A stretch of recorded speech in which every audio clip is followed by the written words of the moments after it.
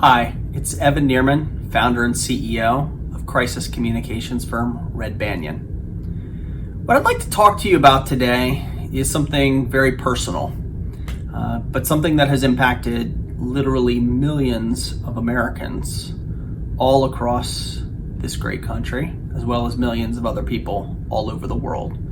And that is the effect of COVID-19, also known as the coronavirus.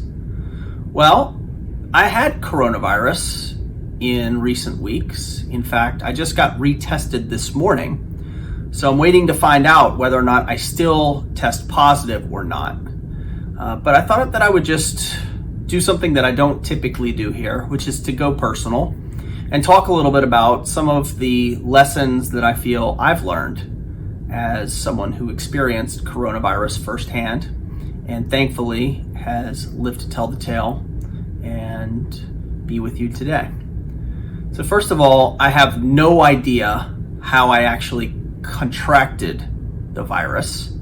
Certainly, I took what I felt were very reasonable precautions, keeping hand sanitizer in my car, keeping it with me in my bag, in my pocket, everywhere I go, wearing a face mask at all times, disinfecting regularly, avoiding crowded spaces, observing social distancing, all of the different things that we're told we should do if we hope to avoid contracting COVID-19. And yet, I still managed to come down with the virus. And I don't know how I got it. And I would say there's a continuum in terms of how strict people want to be in terms of isolating themselves or avoiding contact with others. And somewhere on that continuum, I was perhaps in the middle, meaning I was willing to take pretty far-reaching steps to protect myself and to protect my family. But at the same time, I continued to go into my office every day. I continued to live my life. I even had to travel a couple of times in recent weeks via airplane. And I did all the things that we're prescribed to do and we're expected to do to be good citizens, to take care of those around us. And yet, despite all of that, I still got sick. So I think for me, there were a number of lessons that I feel like I gained from having had the experience. One is the importance of taking care of your body. And let me just say as a caveat, I recognize that there are plenty of people out there who take very good care of themselves. They exercise regularly, they eat good foods, and yet they get very, very sick from COVID-19. And in many cases, you have people who are otherwise incredibly healthy who unfortunately pass away from having the virus. In my case, I know that being very mindful about exercise and how I eat certainly made me feel better, quicker. And I believe that the overall health, which I place a very high priority on, my own personal health, for me, I believe made a big difference in terms of mitigating the long-term impact and enabling me to recover from COVID-19 relatively quickly. The other thing that it was a great reminder of is the importance of hydration. I got a lot of advice from friends and from physicians and other medical related individuals who reached out to me when they learned that I'd contracted COVID-19. And universally, they were encouraging me to really hydrate, drink lots and lots of water.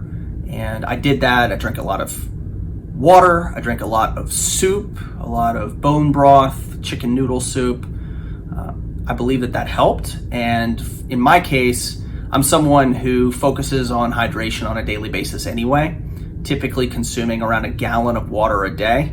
And it was just a reminder that the most plentiful item on our planet, water, plays such a vital role in all of our lives and is such a fundamental part of our health. So for me, the combination of eating well, not just when I was sick, but in the run-up to becoming sick and for years in advance, being someone who regularly keeps my body well hydrated. I believe both of those things played a role in helping me recover relatively quickly from being ill. The other thing is, it's a reminder that we are not in control.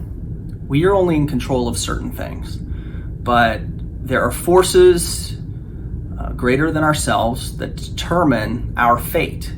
And whether someone thinks of this in religious terms as God or the Holy Spirit, Allah, call it what you like, or people who feel they're more comfortable labeling it fate or the universe or karma. There is no agreement on exactly what it is that determines what happens to each of us. But I think COVID-19 and the fact that we've at this point had 420,000 people who've perished from this virus, it's a great reminder to all of us that at the end of the day, we can do the right things, we can try to take precautions, but there are forces of nature, forces that are greater than any one of us, and we are largely at their mercy. The other thing that I feel like I personally learned from having experienced COVID-19 is how fragile life really is. You can literally wake up one morning and be fine. The next morning you can wake up and find yourself desperately ill with an unknown with a virus, the effects of which are largely unknown, there's a lot that we're learning day in, day out right now.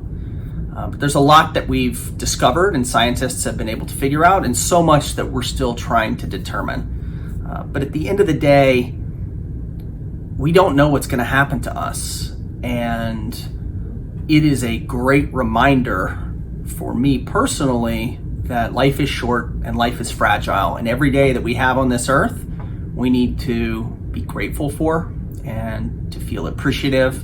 And I know that I do. And I know that returning to health has been, it's really for me rekindled my appreciation for what it means to be healthy and happy and just really eternally grateful for all the blessings in life and the blessing of life and of health.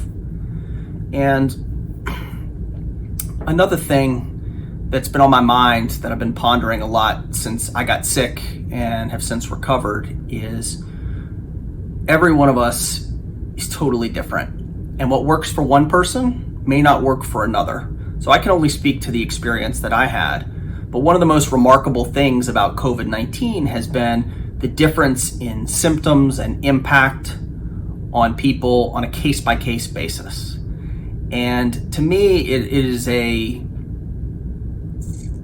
a real reminder that no two people are alike, and that each of us comes into this world with our own unique makeup in the form of DNA.